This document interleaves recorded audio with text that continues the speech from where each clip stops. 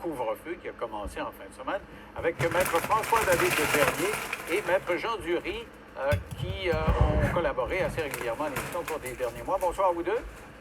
Bonsoir, M. Lévesque. Alors, je commençais avec Maître Dury. Vous êtes le champion des libertés. Quand j'ai vu que ça commençait, j'ai dit, Monsieur Dury, il doit avoir le feu. Oui. Où on sait. Alors, expliquez-moi comment vous réagissez avec l'arrivée du couvre-feu. Bien, vous commencez à me connaître, hein? Là, vous savez que vous connaissez un peu mes positions. Alors, évidemment, tout en respectant l'opinion contraire, parce que je sais pertinemment bien qu'il y a beaucoup d'opinions qui sont contraires à ce que je peux penser et d'autres personnes qui pensent comme moi, mais à tout événement.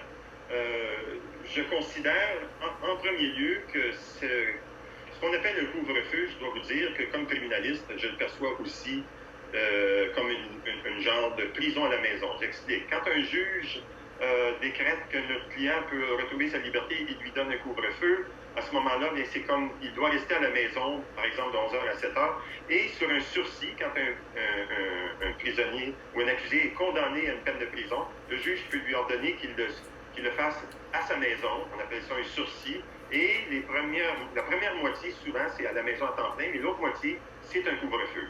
Donc, je qualifie la situation actuelle comme, actuellement, on vit actuellement une situation où on est comme prison à la maison. Évidemment, inutile de vous dire que, selon moi, c'est pas justifié en vertu de la Charte des droits de l'homme. Maître Bernier, est-ce qu'on est vraiment dans une prison actuellement ou si on n'est pas dans un vaste exercice de solidarité, comme le gouvernement a dit? Bien, la comparaison n'est pas mauvaise. Il y a une atteinte aux droits et libertés certaine, ça je le dis. Mais c'est toujours la question, est-ce que cette atteinte-là est justifiée? Et avec la loi sur la santé publique, je le dis souvent qu'il y a des dents, qui permet au gouvernement de prendre toutes les mesures nécessaires pour protéger le public. Quand on est rendu à avoir un protocole d'accès aux soins intensifs qui nous dit qu'on pourrait regarder qui vit, qui meurt, en regardant le temps de vie qui lui reste devant elle, donc c'est problématique. Pour moi, vu l'urgence, vu l'atteinte, et la loi est là, on peut faire ce couvre-feu-là, effectivement, qui atteint aux droits et libertés. Et je veux dire, c'est pas fou comme stratégie du gouvernement. Parce que d'entrer dans les résidences privées où on sent que le pire du problème vient, c'est une atteinte encore plus grande de devoir entrer sans mandat dans des résidences. Donc, c'était très compliqué pour le gouvernement d'intervenir. C'est pour ça qu'on dit, bon, on va intervenir sur la route. Et là, on se rappelle, si vous vous faites intercepter, c'est pas non plus une incarcération, une arrestation dans la norme. C'est du droit pénal, ce qui fait que vous avez une contravention. Un ticket. Théoriquement, un ticket est très, très coûteux. Par contre, j'avoue que ça a un impact assez grand sur quelqu'un. Il y a des exceptions, on est quand même modéré. On n'a pas mis ça trop arbitraire.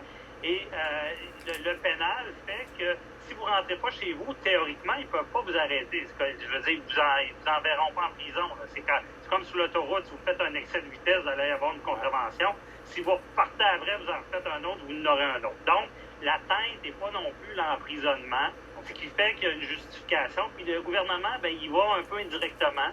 En prenant le monde, essayer de faire un souper ou faire un rassemblement, vous ne pourrez plus. Avant, il y avait des petits délinquants ou des gros. Il y en a eu. Ça passait sous le silence. Il y en a eu plus. Ouais. Maître Dury, c'est peut-être parce qu'il y en a eu plus que ce que le gouvernement envisageait. Et il a dit, pendant Noël, là, on va restreindre tout ça parce qu'il va y avoir éclosion. Puis il y a eu une grosse éclosion parce que finalement, quand tu parles aux gens qui t'entourent, il y a beaucoup de monde, et il y a un sondage qui le montrait, la moitié des Québécois sont allés voir des gens de leur famille, donc il n'y a pas nécessairement eu respect. Alors, s'il n'y a pas de couvre-feu et que nos hôpitaux débordent au point que si vous faites une crise cardiaque, Maître Dury, peut-être qu'ils vont arriver et qu'ils ne sont pas capables de vous soigner, ça n'aurait pas grand bon sens, là, quand même, non?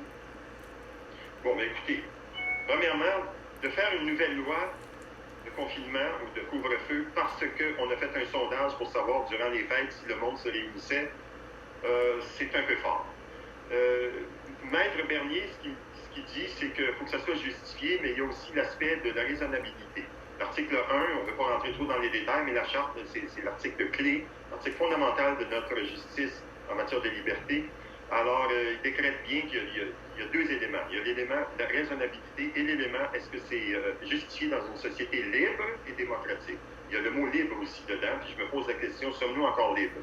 Alors, quand on parle de justification, n'oubliez pas qu'on a dit scientifiquement que c'était pas prouvé que le couvre-feu était pour atténuer la crise actuelle. Ça, c'est vrai. Oui, mais la santé, Laissez terminer, Maître Dury. Votre point, c'est que, et c'est vrai, M. Arruda l'a dit en conférence de presse, on ne le sait pas, mais on sait que ça ajoute. Non, mais c'est pas prouvé scientifiquement. Mais ça, il y a autre chose aussi. Maître Bernier vient de mentionner les voitures, arrêter les personnes sur la route. Et on a un gros problème ici, selon moi, à la lecture de la loi et à la lecture de la jurisprudence au Canada et au Québec. Un policier peut arrêter une voiture en vertu du code de... Pas arrêter, mais c'est-à-dire arrêter un conducteur, oui, ou l'interpeller en vertu du code de la sécurité routière.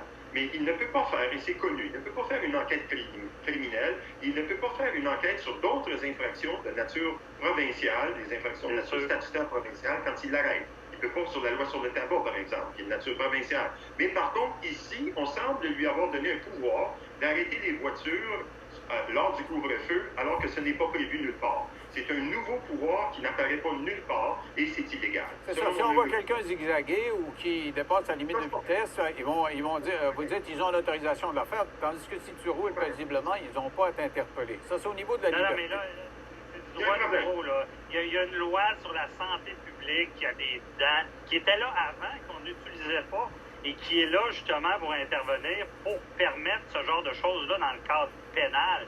Et comment on peut dire que on dit, c'est peut-être pas justifié. En droit civil, on appelle ça la balance des inconvénients. C'est quoi l'inconvénient par rapport à quelqu'un entre 8 heures et 5 heures de rester à la maison? S'il y a une justification, il peut sortir. Et le danger de risquer d'avoir des décès liés avec la COVID, c'est un moindre mal. J'avoue, on est dans un terrain beaucoup plus glissant. Il y aura des contestations. Et je vais vous dire, il y a plus de chances de contester qu'avec les masques. Ça, je l'admets. Mais il n'y a pas un juge au Québec qui ne sera pas conscientisé à une pandémie mondiale qui va dire que le gouvernement n'y avait pas les chiffres suffisants. Il y a eu une montée des cas. On parle vraiment d'un embourbement. Avec la balance des inconvénients, il y a beaucoup moins d'inconvénients à mettre un couvre-feu aux gens que de risquer l'hécatombe dans les hôpitaux. Ça, c'est fondamental comme argument, et c'est l'argument du gouvernement, Maître Dury, c'est-à-dire que si on ne fait rien, et là, vous dites qu'il n'y a pas de preuves, et eux, ils disent, plus on en ajoutera des mesures, plus on aura le contrôle de la situation. Si on ne fait rien, et que ça continue à monter, on l'a entendu en conférence de presse aujourd'hui, un spécialiste qui nous a décrit l'état du réseau, c'est sur le bord de péter. Et on ne veut pas arriver au point où on aura choisi qui c'est qui va mourir aux soins intensifs.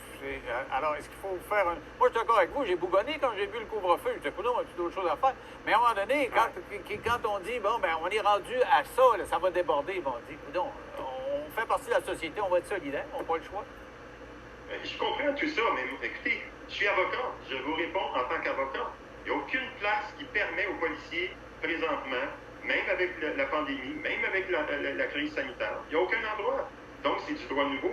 Et puis, je continue mon raisonnement parce que je me pose sérieusement la question, actuellement, que le pouvoir de décréter un couvre-feu est, selon moi, après études et réflexions, probablement inconstitutionnel, que ça relève du fédéral. Maintenant, là, évidemment, on a entendu Mike Gray, Julius Gray, qui a dit que c'était constitutionnel.